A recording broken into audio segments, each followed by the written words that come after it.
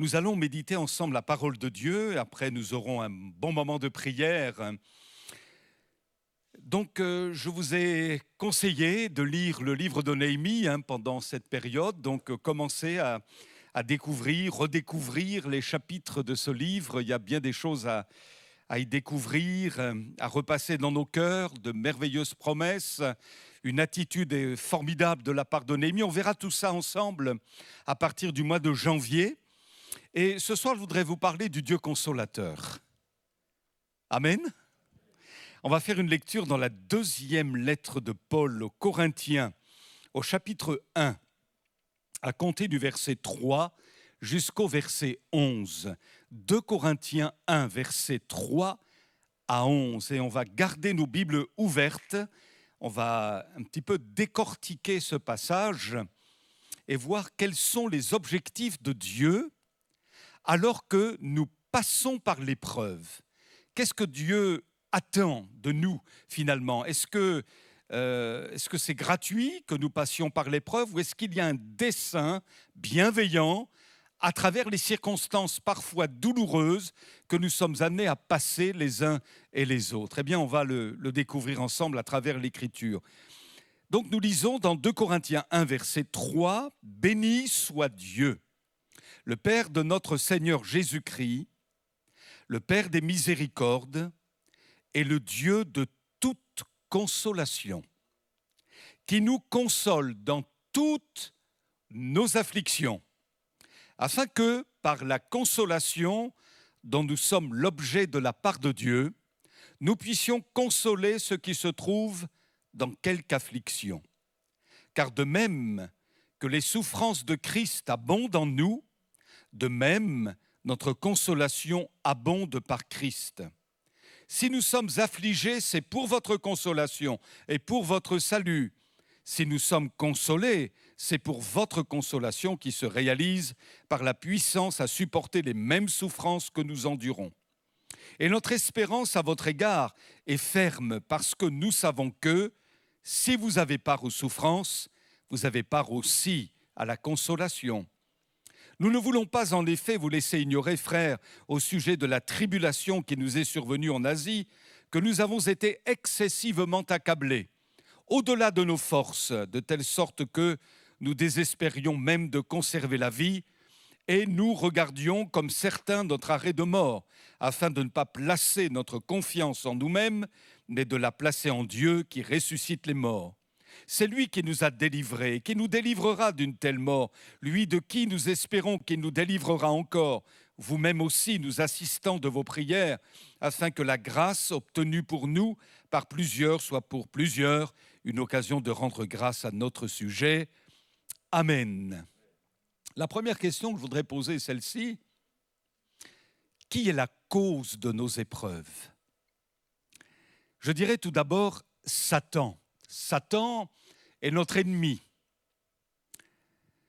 Il est le tentateur, l'égorgeur, le destructeur.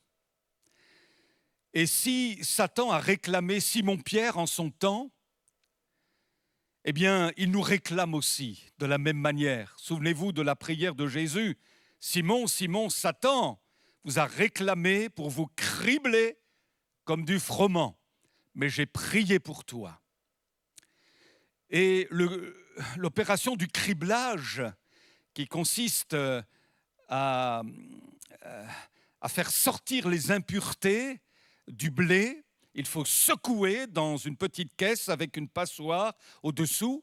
Et donc, il faut secouer le blé pour que toutes les impuretés puissent être évacuées. Eh bien, lorsque Jésus dit que Satan vous a réclamé pour vous cribler comme du froment, ça veut bien dire ce que ça veut dire. C'est que parfois, vous et moi, et le peuple de Dieu d'une manière générale, peut être violemment secoué par les épreuves. Mais béni soit Dieu, nous avons quelqu'un qui intercède pour nous. Jésus a été aussi l'objet des attaques sataniques. Il est écrit, après l'avoir tenté de toutes ses manières, le diable s'éloigna de Jésus jusqu'à un moment favorable.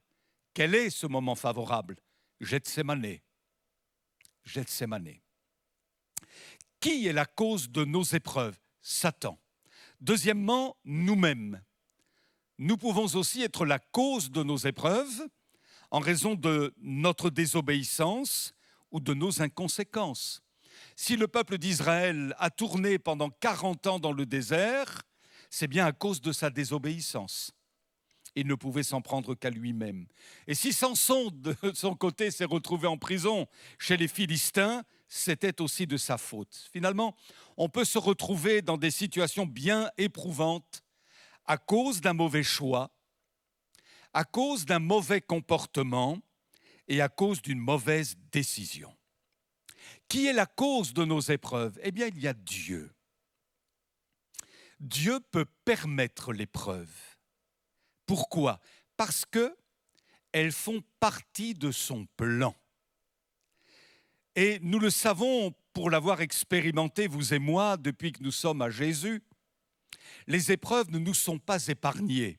Même si on a vraiment la foi, même si on est fidèle, bien engagé, même si nous avons une vie sanctifiée, que nous soyons consacrés pleinement au Seigneur, eh bien, à l'image de l'apôtre Paul, pour nous aussi, les souffrances de Christ abondent en nous. Une autre version dit, et cela c'est le verset 5 qui le souligne, « Nous avons certes beaucoup à souffrir au service de Christ, parfois la coupe déborde. » Et Paul ne dit-il pas par ailleurs, nous avons été excessivement accablés au-delà de nos forces. Il y a des moments où nous avons le sentiment que c'est au-delà de nos forces. Je dis bien le sentiment. Et l'on se dit, mais Seigneur, es-tu vraiment aux commandes? Et un peu comme David, nous disons, mais Seigneur, où te caches-tu? Qu'est-ce que tu fais, Seigneur? Je ne comprends pas, ça souffle fort, c'est au-dessus de mes forces. Mais il y a une autre affirmation dans l'Écriture qui nous montre que, au-delà de nos sentiments, nous laissant à penser que parfois ça va bien au-delà de nos forces quand nous sommes éprouvés, eh bien la Bible dit ceci dans 1 Corinthiens 10, verset 13, je lis dans la version Parole vivante, « Les tentations ou les épreuves qui vous ont assaillis jusqu'ici sont communes à tous les hommes. Aucune d'elles n'a dépassé les forces humaines. D'ailleurs, Dieu est fidèle et ne permettra pas non plus à l'avenir que l'épreuve dépasse vos forces. Au moment de l'épreuve, il vous donnera la force d'y résister et il préparera une issue pour que vous en sortiez vainqueur. » Amen. Alors, quels sont les objectifs que le Seigneur veut atteindre quand nous sommes éprouvés? Découvrons-le ensemble à travers la lecture que nous avons faite dans la deuxième lettre de Paul aux Corinthiens, chapitre 1, à compter du verset 3. J'y vois 6 objectifs personnellement. Premier objectif, lorsque Dieu permet que nous soyons éprouvés, il veut que nous apprenions à ne pas nous appuyer sur autre chose que sur lui. Verset 9. Nous regardions comme certains notre arrêt de mort, afin de ne pas placer notre confiance en nous-mêmes, mais de la placer en Dieu qui ressuscite les morts. Vous êtes certainement comme moi, quand on est durement éprouvé, on sait très bien qu'on ne peut pas s'appuyer sur nos propres forces. C'est impossible. Et à travers l'épreuve, nous découvrons d'autant plus notre impuissance humaine. Et notre impuissance humaine, au moment de l'épreuve, va se jeter à corps perdu dans la toute-puissance de Dieu. On sait que la solution ne peut pas venir de nous. Elle ne peut venir que de Dieu seul. Souvenez-vous de Josaphat, on en a parlé dernièrement, qui, alors qu'il se voit cerné par une multitude d'ennemis, déclare dans une prière absolument extraordinaire, « Nous sommes sans force devant cette multitude, mais nos yeux sont sur toi. » Quelqu'un a dit, « La fin de l'homme est le commencement de Dieu. » la fin de l'homme et le commencement de Dieu. À partir du moment où finalement nous acceptons d'être dépouillés de nous-mêmes et que nous décidons de nous appuyer sur le Seigneur, c'est là qu'il remporte une glorieuse victoire. Parce que notre dépendance doit être totale. La dépendance de Dieu doit être totale. Et parfois, le Saint-Esprit doit laborer en nous. Il y a une œuvre laborieuse qu'il doit effectuer en nous pour enfin nous débarrasser de notre orgueil, de notre vanité, de notre suffisance. Ne disons pas « je vais m'en sortir tout seul », mais puissions-nous dire « Seigneur, c'est toi qui vas m'en sortir, c'est toi qui vas me relever la tête, c'est toi qui vas remporter la victoire ». Oswald Chambers, qui a écrit des ouvrages intéressants, dit ceci: c'est au plus sombre de nos tunnels et au plus profond de nos impasses que la beauté de Dieu peut briller d'un éclat particulier dans nos vies. La faiblesse humaine fournit la meilleure toile de fond au déploiement de la puissance divine. Amen. Ainsi donc, le premier objectif du Seigneur lorsque nous traversons l'épreuve est de nous apprendre à ne pas nous appuyer sur autre chose que sur lui. Le deuxième objectif du Seigneur à travers l'épreuve est de nous amener à expérimenter la puissance de la prière. Au verset 11, il dit ceci, l'apôtre: « Vous nous assistiez vous-même de vos prières. » Et pour l'apôtre Paul, il sait très bien qu'il avait besoin de la prière de ses frères et de ses sœurs, parce qu'il estimait que ces prières-là, faites au nom de Jésus, ne pouvaient qu'être efficaces. La prière agissante du juste, dit l'Écriture, a une grande efficacité. Vous nous avez assisté de vos prières. Aux Éphésiens, d'ailleurs, Paul dira « Faites en tout temps par l'Esprit toutes sortes de prières et de supplications. Veillez à cela avec une entière persévérance et priez pour tous les saints. Priez pour moi, ajoute-t-il, afin qu'il me soit donné, quand j'ouvre la bouche, de faire connaître hardiment et librement le mystère de l'Évangile. » Et aux Philippiens, il ajoute « Je sais que cela tournera à mon salut grâce à vos prières et à l'assistance de l'Esprit de Jésus-Christ. » Il y a des moments où, vous et moi, nous n'aurions certainement pas tenu le choc si nous n'avions pas été au bénéfice des prières de nos frères et de nos sœurs. Et quand bien même on aurait été oublié dans la prière, Jésus ne nous oubliera jamais. Et voyez-vous, j'aime à le dire et je l'ai déjà évoqué, lorsque vous priez en langue, non seulement vous adorez le Seigneur, vous dites des choses extraordinaires que seul Dieu peut comprendre, qui sont des choses qui ne peuvent que décrire la gloire de Dieu. Mais nous savons que l'Esprit intercède en nous par des soupirs inexprimables. Et cette expression est en lien avec la glossolalie, c'est-à-dire le parler en langue. Et lorsque nous parlons en langue, non seulement nous pouvons adorer si c'est le souhait de l'Esprit, mais nous pouvons aussi intercéder si c'est le souhait de l'Esprit. Et alors nous intercédons peut-être, alors que nous parlons en langue, pour quelqu'un qui est en difficulté au Sahara, à Sydney, au Groenland, dans quelques pays, quels qu'ils soient, parce que l'Esprit de Dieu inspire une prière.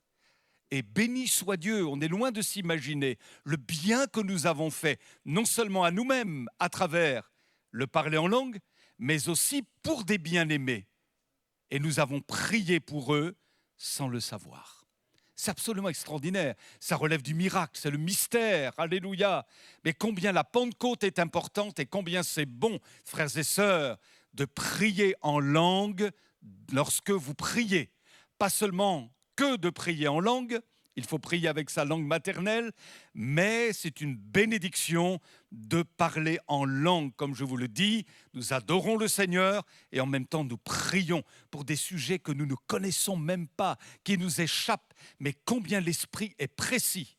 Et alors là, il peut venir en aide à des personnes qui sont dans un grand besoin. Béni soit Dieu. L'assistance des prières, béni soit le Seigneur. Le troisième objectif, à travers l'épreuve, l'objectif de Dieu, c'est de nous pousser à exercer la foi.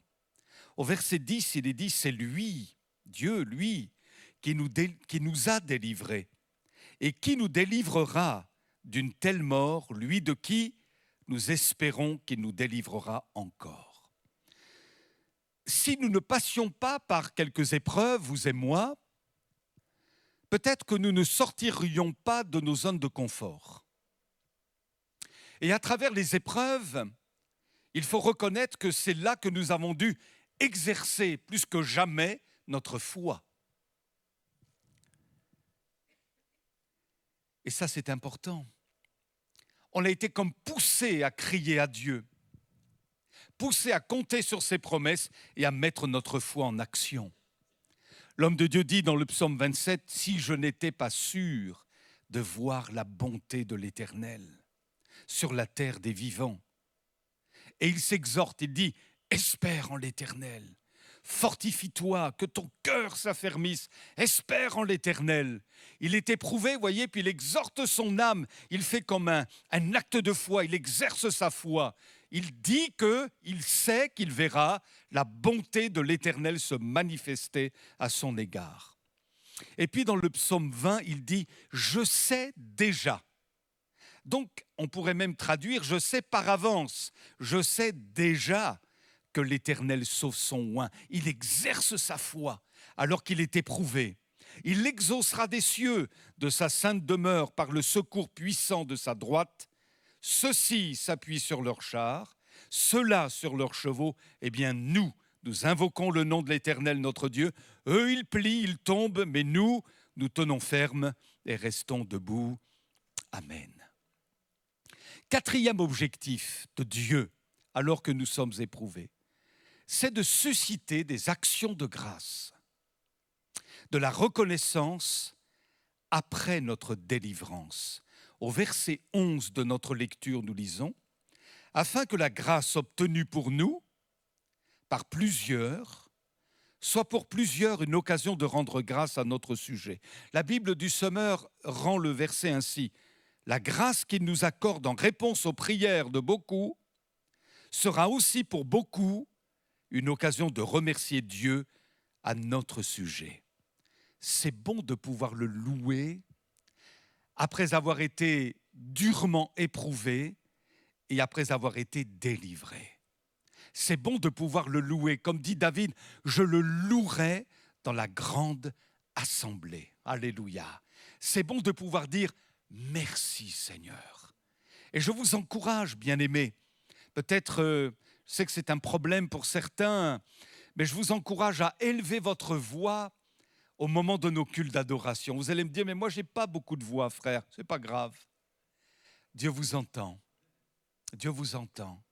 Et votre voisin vous entend, votre voisine, votre frère, votre sœur vous entend. C'est bon de louer Dieu. Alléluia, c'est bon de louer Dieu. De l'adorer, de lui dire merci. On est tous capables de dire merci. Vous vous souvenez de cette petite anecdote que je vous avais racontée il y a déjà quelque temps? C'est une maman qui donne un cadeau à ses 3 enfants. Le premier lui dit « Merci maman ». Le deuxième lui dit « Merci maman ». Et le troisième ne dit rien. Alors la maman, étonnée, lui dit « Mais comment ça se fait que tu ne me dises rien? Tu ne me remercies pas comme les 2 autres ?» « Si, maman, mais je l'ai fait dans mon cœur. » Vous voyez la nuance? On peut le dire, je peux le dire, je l'ai fait dans mon cœur, mais ça ne suffit pas. Finalement, on sent bien, je m'adresse au mari. Si vous ne dites jamais à votre épouse « je t'aime », et que votre épouse le réclame et que vous lui répondiez « je le dis dans mon cœur », qu'est-ce que vous en pensez? Ça ne sera pas suffisant. Je m'exhorte moi-même là, hein. Je m'exhorte moi-même devant ma femme, hein. Voilà, j'ai des progrès à faire dans ce domaine-là. Mais vous comprenez qu'il faut exprimer de vive voix. Et c'est une manière de prendre une position spirituelle. Amen. Alors, peu importe si on ne vous entend pas dans l'église, ce n'est pas grave. Il faut que Jésus vous entende. Merci Seigneur. Amen, alléluia. Ça vaut mieux qu'un kilomètre de louange où tout le monde dit ouf au lieu d'amen. Il vaut mieux être court, concis, mais dire merci Seigneur de tout mon cœur, je te loue, alléluia. Et c'est vrai que pour cette année 2021, à son terme en tous les cas, on a bien des actions de grâce. Tout n'a pas été extraordinaire, on n'a pas toujours été sur la montagne les uns et les autres, il y a eu parfois des moments difficiles, mais néanmoins, au-delà de tout ça, merci Seigneur. On a gardé la foi, on t'aime Seigneur, on sait que tu nous as réservé une place dans le ciel, tu nous as donné des frères, des sœurs, une belle famille. Merci Seigneur, tu as été là, je te loue. L'homme de Dieu dit dans le psaume 30, « J'ai crié vers toi, Éternel, j'ai imploré ta grâce au Seigneur. Si je descends dans la tombe, si je meurs, mais quel avantage en retireras-tu? Celui qui n'est plus que poussière, peut-il te louer encore? Peut-il proclamer ta fidélité? Écoute, Éternel, aie pitié de moi. Éternel, viens à mon aide. Tu as transformé mes pleurs en une danse de joie et tu m'as ôté mes habits de deuil pour me revêtir d'un habit de fête afin que, de tout mon cœur et sans me lasser, je te chante, Éternel mon Dieu, je te louerai à jamais. Alléluia. Alors à travers les épreuves, on est reconnaissant. Et quand on fait un flashback, quand on retourne en arrière, depuis qu'on connaît Jésus, on se dit, mais oh, Seigneur, mais vraiment tu as été merveilleux. Merveilleux. Dimanche prochain, là, j'ai vraiment de quoi te louer, Seigneur, parce que tellement de fois tu es venu à mon secours, tellement de fois tu as posé ta main sur ma vie, sur ma famille, tellement de fois tu es intervenu, Seigneur, tellement de fois tu m'as épargné tellement de choses. Oh, je te loue, Seigneur, alléluia. Il y a là comme une surabondance de notre cœur dans l'action de grâce et dans la reconnaissance. L'épreuve, ça sert aussi à ça, parce que Jésus nous en délivre tôt ou tard, et alors là, on explose en adoration et en louange, que son nom soit béni. Le cinquième objectif, alors que nous traversons l'épreuve, est pour Dieu de nous faire expérimenter sa consolation. Versets 3 et 4. Béni soit Dieu, le Père de notre Seigneur Jésus-Christ, le Père des miséricordes et le Dieu de toute consolation, qui nous console dans toutes nos afflictions. Verset 5, car de même que les souffrances de Christ abondent en nous, de même notre consolation abonde par Christ. Et verset 7, notre espérance à votre égard est ferme, parce que nous savons que si vous avez part aux souffrances, vous avez part aussi à la consolation. Si je faisais un sondage ce soir pour dire est-ce que Dieu vous a déjà consolé alors que vous avez traversé l'épreuve, nous serions tous d'accord pour lever la main et dire ah oui, ah oui.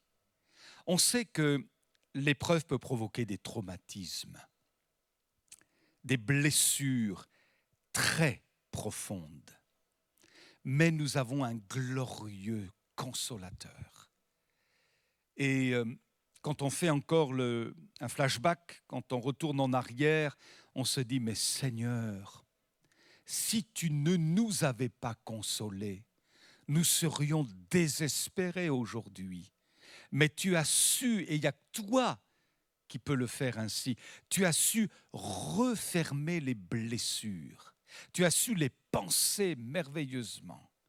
Tu as su nous délivrer de toute douleur intérieure à l'égard de telle et telle situation particulière. Tu as apaisé notre cœur. Tu as séché nos larmes. Tu nous as guéris de nos meurtrissures. Tu as restauré notre âme. Notre Dieu est le Dieu de la consolation. Alléluia. Il n'y a que lui qui peut le faire. Et il faut aller finalement à ses pieds pour la chercher, cette consolation. Et il ne manquera pas de la donner parce qu'il est le Dieu consolateur. Et je conclus avec ce 6e objectif de Dieu quand nous passons l'épreuve.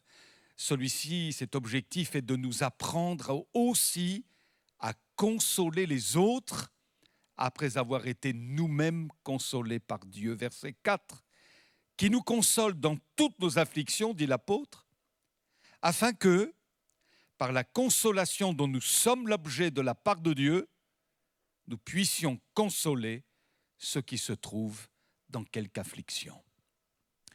On a été consolés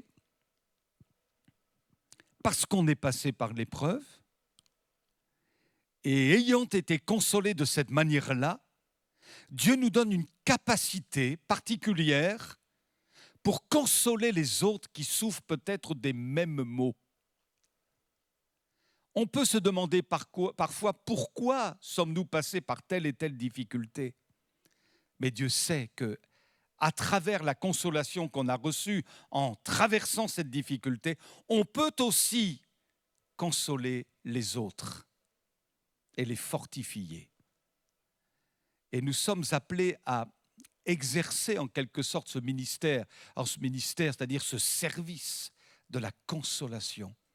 Alléluia. Et ça, c'est une grâce absolument extraordinaire.